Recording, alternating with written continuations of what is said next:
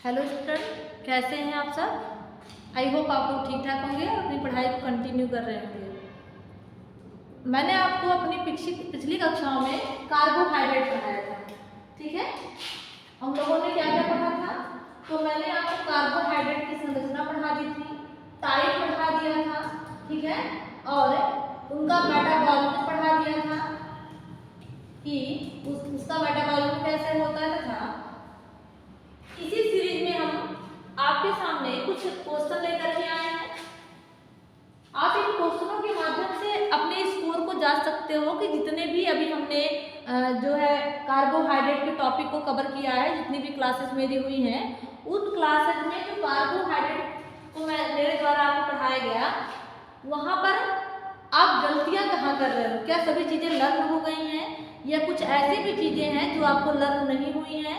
यदि लर्न नहीं हुई है तो इस क्वेश्चन के माध्यम से या जितने भी क्वेश्चन हम आज आपको कराएंगे उनके माध्यम से आप जान जाओगे कि वो गलतियां कहाँ कहाँ पे हो रही हैं, ताकि आपके आगामी आने वाले जो माहों में आपके एग्जाम है, जैसे टीजीटी पीजीटी आपका लगा हुआ है, नेट का एग्जाम है, डीएसएसबी का एग्जाम है, तो उन परीक्षाओं में आप गलतियां करने से बच जाएं। और गलतियां यदि नहीं होंगी तो आपके स्कोर 100 to 100% जो है अच्छे आएंगे, ताकि आपके सिलेक्शन में कोई भी बाधा ना उत्पन्न हो सके, ठीक है। तो इसी सीरीज में मैं कुछ क्वेश्चन आपके सामने लेकर के आई हूँ, जिसमें से पहला क्वेश्चन आपको दिखाई दे रहा है कि ग्लाइकोजेनेसिस की क्रिया कहाँ पर नहीं होती है। पहला क्वेश्चन क्या है कि जो ग्लाइकोजेनेसिस की क्रिया होती है वो ऐसी कौन सी जगह है जहाँ पर नहीं हो रही है। पहला है लीवर, दूसरा है एडिपोज टिश्यू, तीसरा है मांसपेशियों में, चौथा है बोन अथवा हड्डियों में।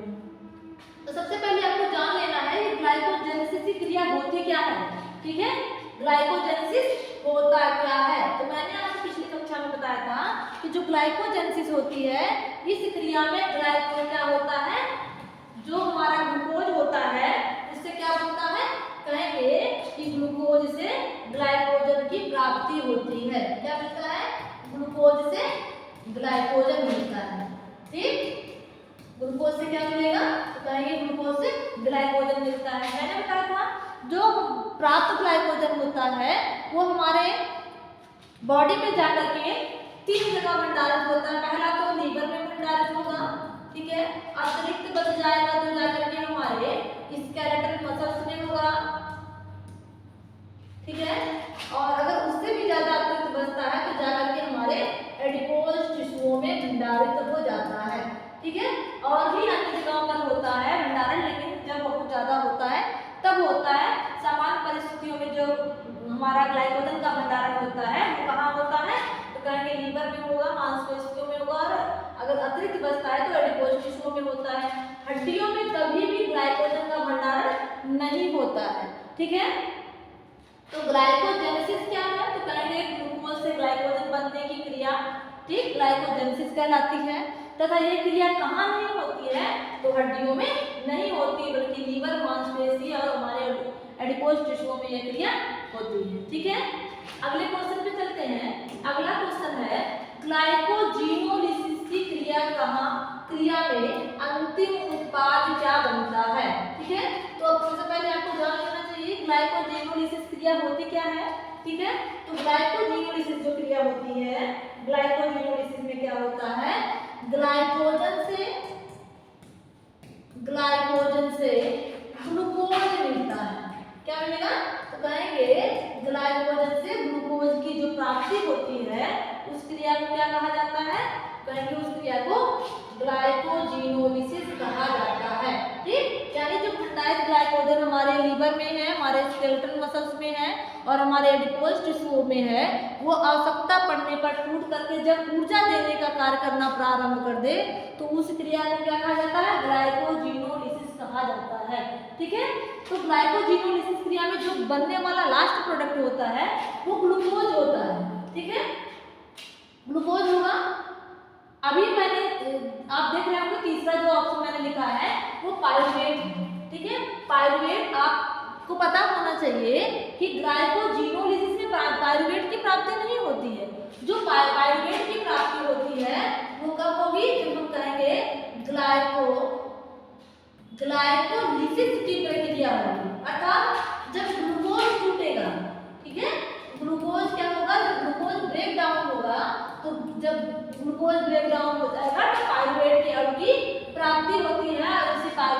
होता है, हमें एटीपी की प्राप्ति होती है। तो इस प्रकार से इस क्वेश्चन का जो राइट आंसर होगा वो ग्लूकोज हो जाएगा, ना कि पाइरुवेट। ठीक है, अगले क्वेश्चन पे चलते हैं।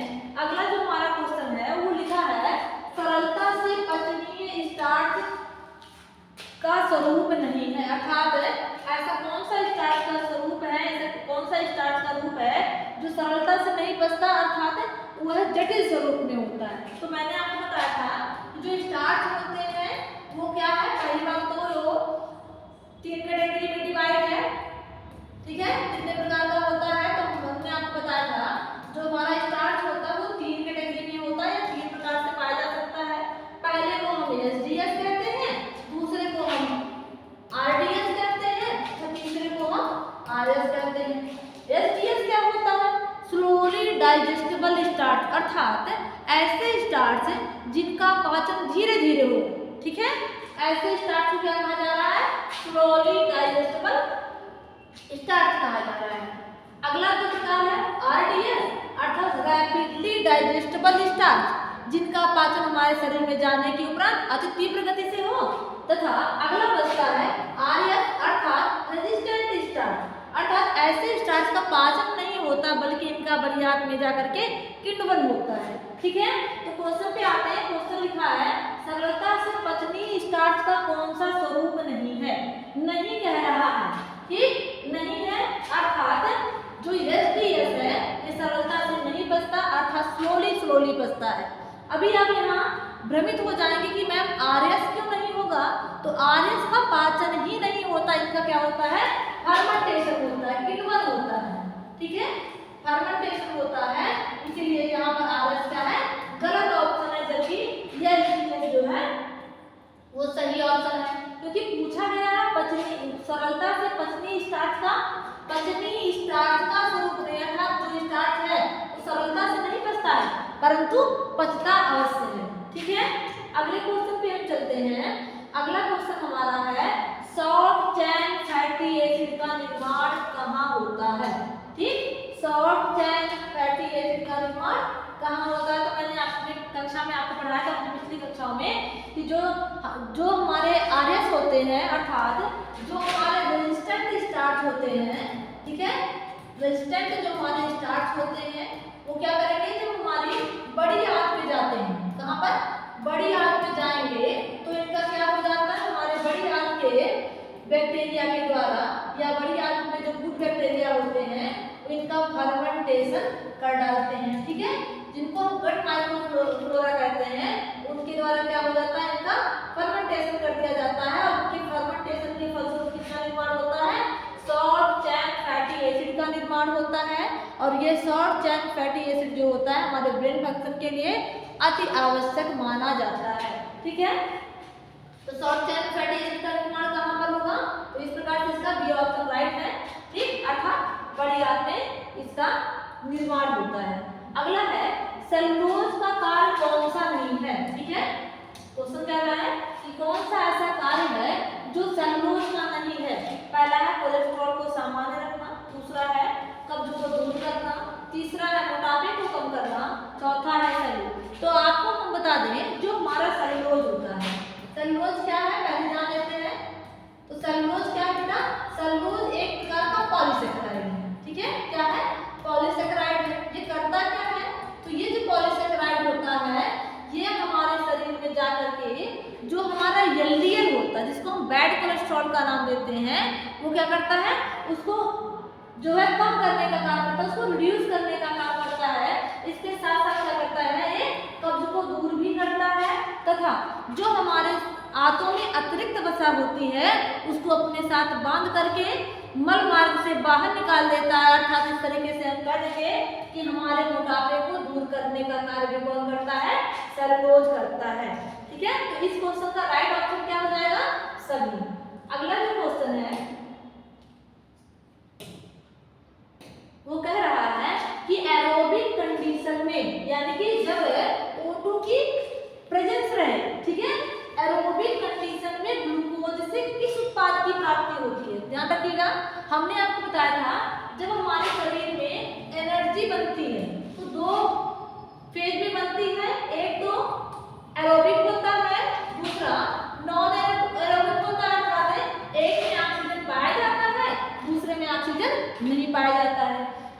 एरोबिक कंडीशन होती है, ठीक, जो एरोबिक कंडीशन होती है उसमें क्या होता है, उसमें हमारा ग्लूकोज टूट जाता है, ठीक है, और टूट करके क्या मिलता है हमको, पाइरुवेट मिल जाता है, ठीक, टूट करके क्या मिलता है, पाइरुवेट, जो एक हमारा इंटरमीडिएट प्रोडक्ट होता है उसकी प्राप्ति हमें हो जाती है।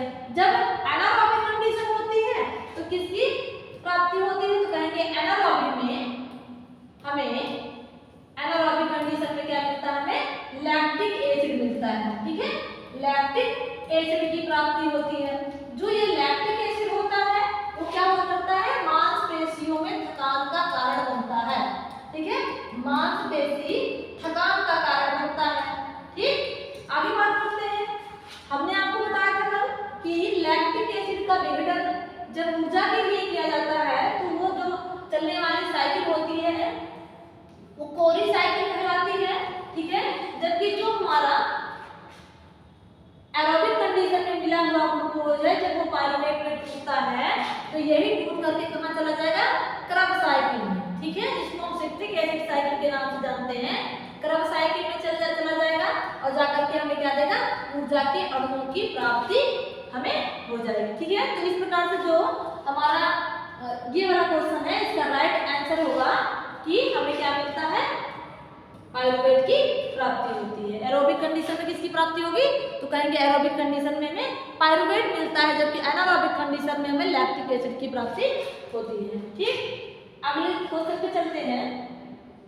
अगला क्वेश्चन है टाइलिन एंजाइम का सिक्रेशन कहाँ से होता है, अर्थात टाइलिन एंजाइम कहाँ से निकलता है। पहले तो हम जान लेते हैं कि टाइलिन एंजाइम होता क्या है, ठीक है। तो हमारे सैलिवरी ग्लैंड से या हमारे लार ग्रंथियों से कुछ एंजाइम निकलते हैं, जिसमें से मुख्य एंजाइम क्या है, टाइलिन। टाइलिन कहाँ से निकलता है, मुख से, लीवर से, आमाशय से या किडनी से। तो टाइलिन कहाँ से निकल रहा है बेटा, कहेंगे टाइलिन हमारे मुख से निकलता है। वो क्या होता है ये भी समझ लेते हैं। तो टाइलिन की सबसे मुख्य भूमिका होती है हमारे स्टार्च के पाचन में। तब कहाँ पर कहेंगे, हमारे जो भी हम खाद्य पदार्थों को ग्रहण करते हैं उनके पाचन में टाइलिन की मुख्य भूमिका होती है। आपसे एक क्वेश्चन पूछा जाता है कि भोजन का पाचन कहाँ से प्रारंभ होता है, ठीक है।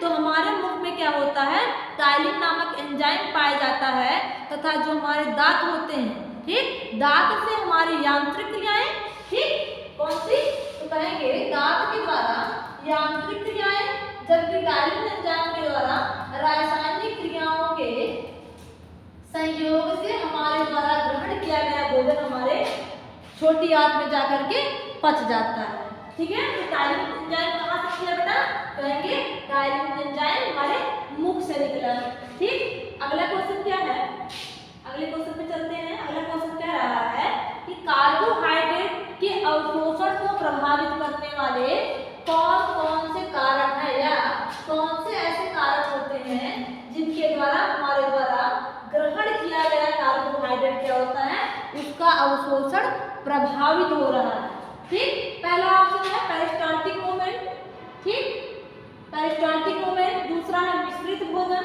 तीसरा है प्रोटीन और वसा, चौथा है सभी, ठीक। तो आइए हम लोग पढ़ते हैं कि कार्बोहाइड्रेट का मैंने अवशोषण तो आपको बताया है, लेकिन आपको पता होना चाहिए कि जो कार्बोहाइड्रेट का अवशोषण हो रहा है वो किन कारणों से प्रभावित हो सकता है, ठीक। पहला लिखा है आपके सामने पेरिस्टाल्टिक मूवमेंट, ठीक है। ये क्या होता है, तो हम कहेंगे हमारे आमाशय में तथा हमारे छोटी आंत में एक प्रकार की गति होती है जिसे हम पेरिस्टाल्टिक मूवमेंट के नाम से जानते हैं। इस क्रिया में होता क्या है, इस क्रिया में हमारे द्वारा ग्रहण किए गए खाद्य पदार्थ यानी हमारा जो फूड होगा वो किसमें, पल्प के रूप में या कह सकते हैं लुगदी के फॉर्म में, ठीक है। किस रूप में, कहेंगे लुगदी के फॉर्म में क्या होता है, कन्वर्ट हो जाता है, जिससे हमारी छोटी आंत में आने के बाद उसका अवशोषण सरलतापूर्वक हो जाता है। तो अवशोषण को प्रभावित करने वाले कारकों में यदि हमारे किसी को छोटी आंत का रोग रहे तो उसके बॉडी में पेरिस्टाल्टिक मूवमेंट तो हो नहीं पाएगा, अर्थात पेरिस्टाल्टिक मूवमेंट का ना पाया जाना भी क्या करेगा, हमारे भोजन के अवशोषण को प्रभावित करेगा। अगला है मिश्रित भोजन। ठीक है। तो आपको बता दें यदि हमारे द्वारा ग्रहण किया गया भोजन, ठीक है, यदि हमारे द्वारा ग्रहण किए गए भोजन में प्रोटीन, कार्बोहाइड्रेट, फैट इन तीनों का मिश्रित समूह पाया जाए तथा हमारे द्वारा ग्रहण किए गए भोजन में फैट की अधिकता हो और सेलुलोज की अधिकता हो, किसकी कहेंगे मैम, फैट की तथा सेलुलोज की यदि अधिकता हमारे खाने में हो रही है तो हमारे द्वारा इंटेक की गई प्रोटीन क्या होगी, वेस्ट ज़्यादा होगी, हमारे बॉडी के द्वारा कंज्यूम कम होगी। क्यों? क्योंकि सेलुलोज के अंदर नेचुरल प्रॉपर्टी होती है कि हमारे बॉडी के अंदर जब छोटी आंत में जाएगा तो जितनी भी एक्स्ट्रा चीज़ें होती हैं उसको बाउंड करके आपकी बॉडी से बाहर निकाल देता है। तो इस प्रकार से ऑप्शन नंबर डी अर्थात सभी वाला ऑप्शन सबसे परफेक्ट ऑप्शन दिखाई दे रहा है और इस क्वेश्चन का राइट आंसर भी डी वाला ही होगा।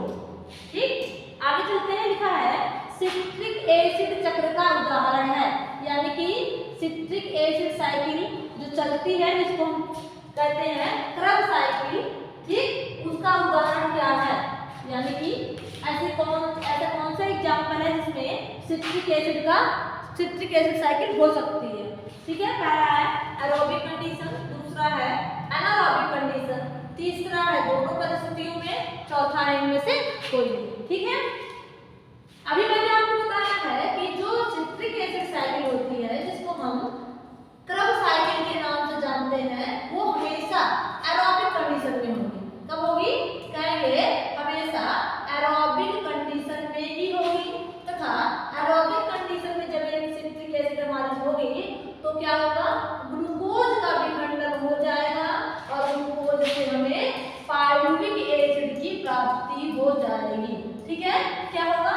तो कहेंगे citric acid cycle aerobic condition में चलने वाली साइकिल है या क्रिया है जिसके कारण ग्लूकोज की अणु टूट करके पायरुवेट के अणु को प्रदान करते हैं। एनारोबिक कंडीशन में क्या होता है? एनारोबिक कंडीशन जो है उसमें कौन सी क्रिया होती है? तो कहेंगे कोरी साइकिल एक ऐसी साइकिल है जो एनारोबिक कंडीशन में होती है तथा इससे किसकी प्राप्ति होगी?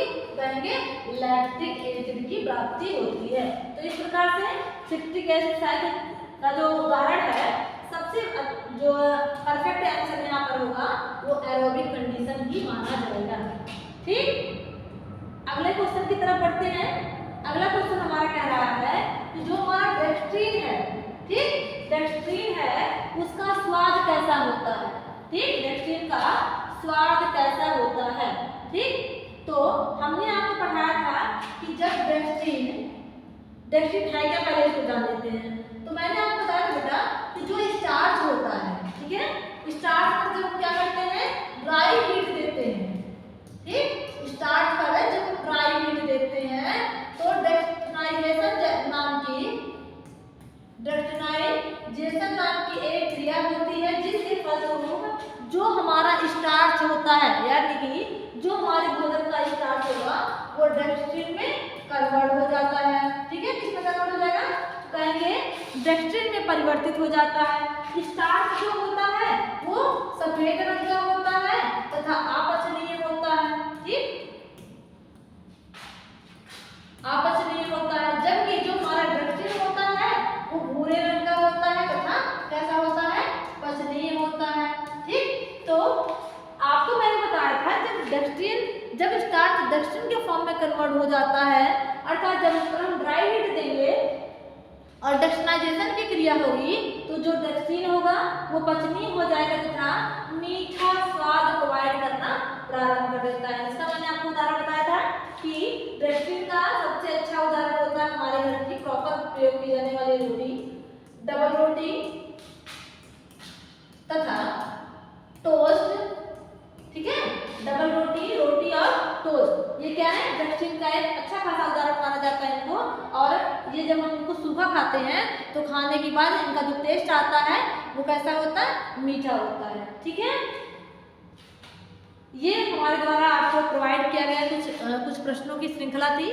ठीक है, इसको आप लोग देखिएगा, देखने के बाद हमें पता है ये क्वेश्चन बहुत ईजी है, बट एक बार आप लोग एनालिसिस जरूर करिएगा कि आपका जो स्कोर है वो कितना जा रहा है। अगर आप लोग कमेंट करेंगे कि ऐसी श्रृंखलाएं हम और लेकर के आएँ तो हम आपकी कमेंट का आंसर देते हुए और श्रृंखलाएं और प्रश्नों की श्रृंखलाएं लेकर के आएंगे जो आपके आगामी आने वाले जो आपके एग्जाम है उनके लिए रामबाण सिद्ध होगी। ठीक है, एक बार देख करके एनालिसिस करके कमेंट बॉक्स में जरूर अपना उत्तर दीजिएगा कि श्रृंखला कैसी लगी। तब तक के लिए धन्यवाद।